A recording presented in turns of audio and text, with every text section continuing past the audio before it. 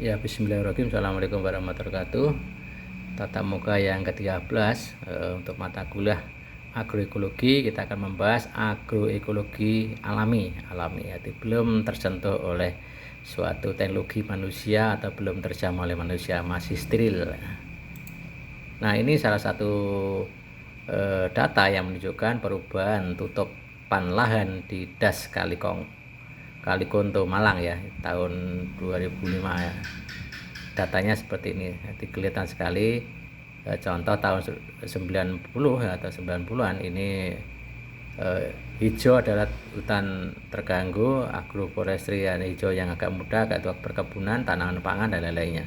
Kita lihat tanaman semusimnya yang kita lihat ya. Tanaman semusim di sini cukup di Pujon masih cukup sedikit, sedangkan yang tahun 2005 Pujon ini semuanya ini sudah tanaman pangan semua ya, tanaman semusim semua. Ini menunjukkan bahwa terjadi perubahan vegetasi dari tanaman hutan perkebunan beralih ke tanaman semusim ya. Nah, aspek penting pengelolaan agroekosistem atau agroekologi atau adalah ekosistem yang alami itu yang paling baik kan menurut saya ya. Di situ kita akan memahami bagaimana definisi dari agroekosistem. Yang pertama adalah patch, mosaics, dua adalah batas atau border, dan tepi adalah edge, dan tiga adalah koridor. Ini adalah galeri forest atau galeri dari hutan. Ini hutan-hutan ya, ini visualisasinya. Nah, ini juga hutan ya, ini juga hutan. Ini hutan-hutan yang hutan-hutan lindung ya, hutan-hutan lindung dan lainnya. Nanti kita akan bahas satu persatu. Nah, hutan fragmen atau hutan terpecah atau tidak utuh, artinya di sini adalah hutan. Nah, di sini adalah forest patch atau batas-batasnya ini ya, ini hijau-hijaunya forest patch. Ini ada forest patch juga, vegetasi hutan, ukuran alami, ukuran kecil dan lainnya. Ini pecah ya, terpecah.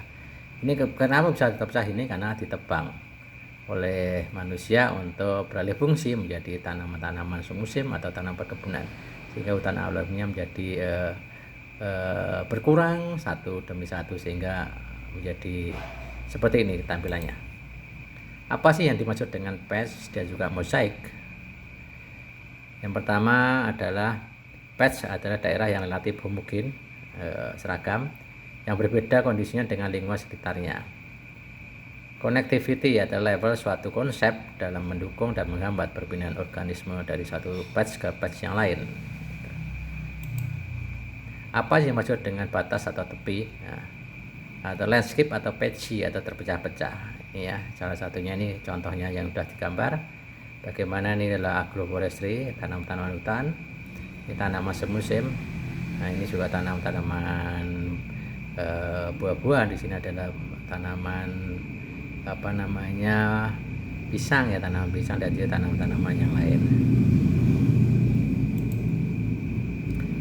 Edge atau batas tepi hutan. Nah, di sini ini hutan, ini batasnya ya. Ini kan sangat kelihatan sekali ekstrim ya. Ini juga hutan, ini juga kelihatan sekali batas-batas. Nah, ini batas-batasnya. Ini hutan yang sangat lebat, ini gersang. Nah, komposisi, struktur, biodiversitas serta kondisi iklim mikro berbeda dengan zona di bagian dalam ya. Tentunya berbeda ya, karena ini gersang, ini banyak tanamannya. Nah, disinilah edge atau efek. Kondisinya sangat berbeda, mikroklimat atau suhu-suhu di sekitar situ ya. Tingkat ketutupannya juga berbeda dan ketersediaan nutrisi juga berbeda. Gangguan manusia juga beda. Ini kan hutan-hutannya. Nah, ini sebaran biji, perubahan komposisi spesies, flora fauna ya, ini menjadi lebih padat untuk yang di sini ya. Ini bukan di panah-panah ya sini. Dibanding yang di sini ya, yang di sini. Nah, ini kelihatan sekali gerakan hewan terhambat, sebaran biji terhambat, reproduksi terhambat ya. Karena apa ya? Karena ini sudah menjadi lahan-lahan untuk produktivitas tanaman-tanaman semusim ya. Sedangkan ini masih tanaman keras semua. Nah, ini juga koridor ya, zona kecil yang memanjang yang menghubungkan dua habitat ya. Ini hutan alami, tanaman lahan pertanian semusim, lahan pertanian semusim. Nah, ini koridornya di sini. Koridor ini pinggir-pinggir ini ya. Nah ini juga koridornya ada, koridornya ini sama ini ya, jadi batas tepi kiri tepi kanan, ini batasnya ini ya di sini ya, ini kelihatan sekali ya, ini koridornya juga ini dengan ini ya, ini koridor ya. Oke, apa sih fungsi dari agrosistem? Fungsi lahan pertanian dalam konservasi biodiversitas tentunya adalah supplementary habitat, tempat bernaung, tempat mencari makan, baik itu tanaman atau hewan atau mungkin juga beberapa aktivitas dari manusia ya. Nah ini kelihatan sekali, ini hutan tanaman ya, hutan semak belukar dan lainnya. Nah ini karakteristik utama landscape yang mempengaruhi pola dan diversitas hewan dan tanaman. Komposisinya adalah land use saat ini, baik itu struktur, manajemen, dan kontak regional. Patchy untuk strukturnya, segi ukuran dan bentuk, dan juga manajemen tanaman dan juga native ekosistem dan lainnya. Nah, ini sangat kelihatan sekali, bisa nanti dipelajari sendiri ya. Bagaimana macam-macam landscape? Ini adalah intact, variegated, fragmented, dan juga lake dwell. Artinya ini adalah persentase hutan yang tersisa.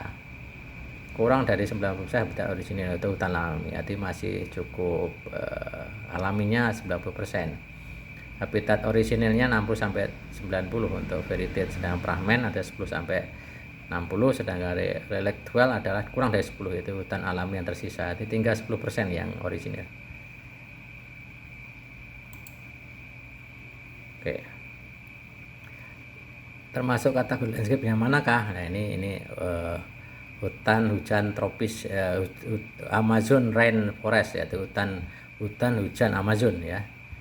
Begitu padatnya hutan Amazon, ini juga masih sangat orisinil, sangat belum banyak dijamah oleh aktivitas manusia ya, sangat padat. Ini sungainya ya, ini sungainya. Jadi foto udara menunjukkan bahwa Amazon seperti ini. Tapi mungkin pada saat sekarang mungkin sudah ada perubahan ya. Ini beberapa tahun yang lalu. Nah ini kan juga, nah ini sudah berubah ya fragmen untuk landscape-nya. Ini sudah ada tanaman-tanaman semusim, ini sungai, ini hutan-hutan yang masih orisinil begitu. Ini sudah berkurang gitu ya. Nah, ini adalah di data dari Kalimantan Barat tahun 2007, itu sudah 10 tahun lebih ya. Tanaman di wilayah Senyamuk ini yang padat ya, ini yang semusim. Nah, ini kelihatan foto udara dia ya, harus ada penginderaan jarak jauh. Macam-macam landscape di sini ada merawat habitat, merawat dan mengembangkan tumbuhan asli, meningkatkan kerapatan dan variasi tutupan lahan, mengupayakan landscape selalu tertutup tanaman dan juga meminimalkan penggunaan bahan-bahan kimia. Nah ini bagaimana sih fill runoff, berarti ini adalah bagaimana sih curah hujan yang mengalir permukaan jadi erosi ya, ini ya fill runoff, ini erosi aliran permukaan, itu tidak ada erosi. Ini adalah forest follow, berarti dari hutan turun ke bawah. Nah, ini juga di sini ada jadi fill runoff juga di sini. Ini yang menahan vegetasi filter strip, ini menahan aliran erosi supaya tidak terlalu parah. Ini ada vegetasi penahan atau filter strip. Nah, ini harapannya hutan yang alami seperti ini ya, forest permanen. Ini adalah tanaman paddy race atau tanaman padi, major sediment filter ya. Di sini adalah mayoritas lahannya merupakan lahan-lahan yang sedimen atau dari hasil dari erosi, karena ini datar rendah. Ini yang terjadi ya, ini yang terjadi. Next, ini bagaimana persepsi petani. Kebun campuran memberikan hasil terus-menerus tanpa menurunkan kesuburan tanah, dan juga menurunkan penggunaan pupuk kimia. Nah ini strategi petani yang sangat luar biasa, kearifan lokal. Kebun campuran artinya ada satu kawasan, satu hamparan gitu. Di situ ditanam beberapa tanaman, itu ada mungkin ini ada duren, nanti di sini ada tanaman pisang, ada tanaman mangga, kayu-kayuan dan lainnya. Dibuat hutan yang heterogen supaya tiap hari bisa panen. Ini yang terjadi karena saling menguntungkan, tidak merusak tanah dan tidak menggunakan pupuk kimia. Ini strategi yang luar biasa untuk petani. Mengelola diversifikasi pada landscape pertanian itu menguntungkan semua organisme, termasuk manusia dalam jangka pendek maupun juga jangka panjang. Terima kasih petani di Indonesia. Ini ringkasan dari tatap muka yang ke-13 untuk mata kuliah agroekologi. Kita membahas tentang agroekologi alami. Semoga yang sedikit ini bermanfaat. Terima kasih. Assalamualaikum warahmatullahi wabarakatuh.